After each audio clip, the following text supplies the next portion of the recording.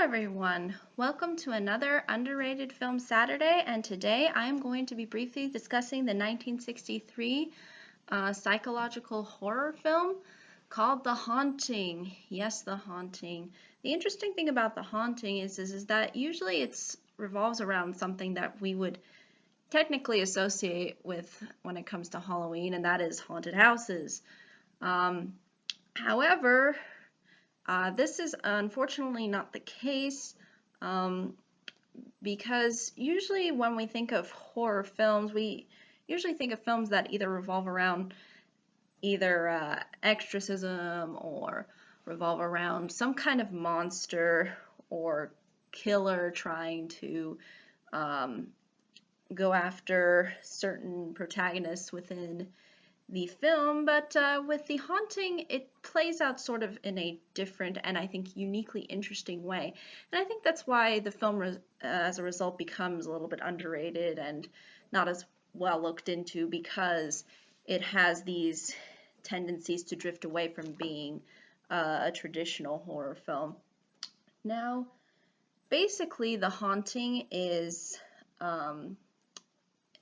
revolves around this haunted house called technically Hill House, who is inhabited by Hugh Crane originally, who built it for his wife, but unfortunately his wife passed away in an accident, as you will see in the film. And this results in the house eventually becoming supposedly haunted over the years. And numerous deaths have occurred there. And as the years pass by, Dr. John Markway ends up creating an investigation surrounding the paranormal activity that has been a part of that house.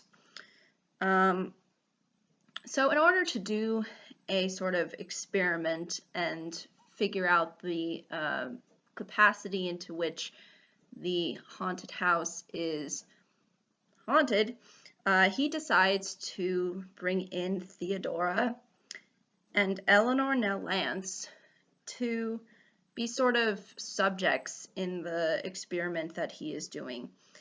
And I guess these people have had a history sort of with paranormal activity, as you will see, even though I believe Eleanor at one point tries to deny this.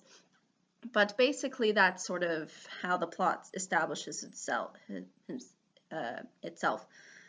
Also, Luke Sanderson is another character who appears in this work because he is actually an heir to the house, because there are people who don't really inhabit the house, they just come by and take care of it, but I guess he is really the ultimate heir.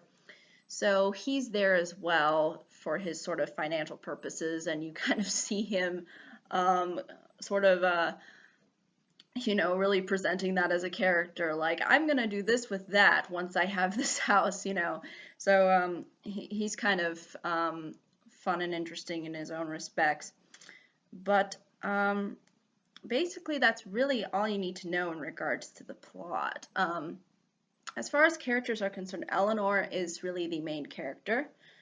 And you will see how this house really ends up affecting her. And you'll see sort of with her history too how this kind of relates.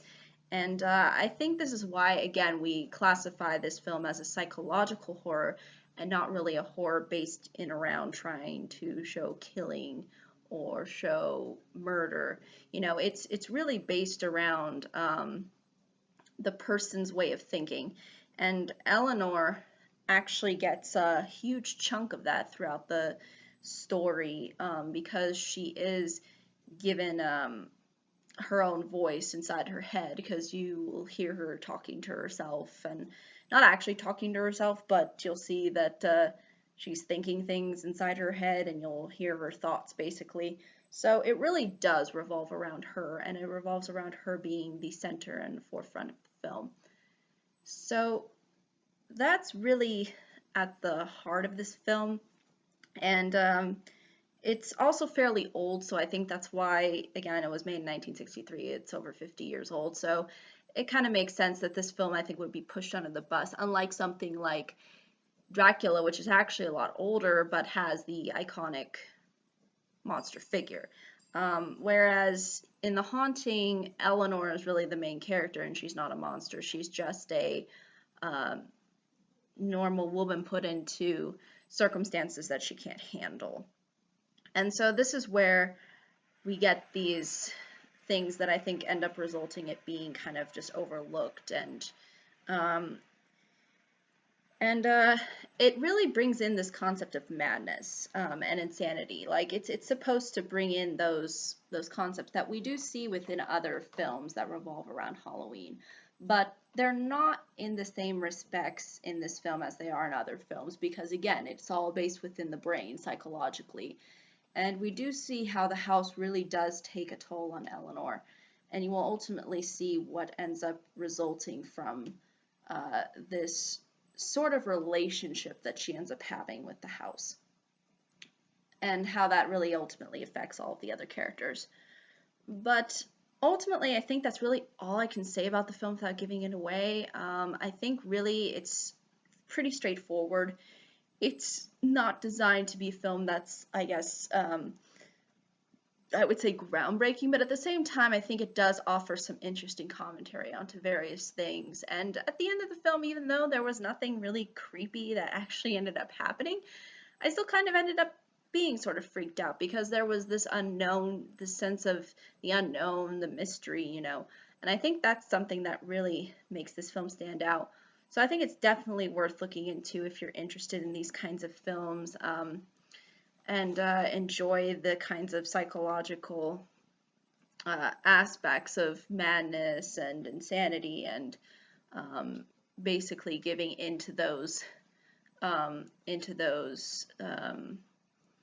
things that your brain is sort of telling you, which is really what's expressed throughout the film, as you will see with Eleanor's character. But ultimately, I think that's really all I can say. I'm Minion French Maid Michelle, or Michelle the French Maid Minion. I don't know if I will be back or not for any other future installments, but I hope to see you all in the future if I can. However, if not, I hope that this was fairly insightful, and I hope if you consider the film that it's definitely on your Halloween list to watch. Thank you so much for watching, and have a wonderful day. Bye-bye.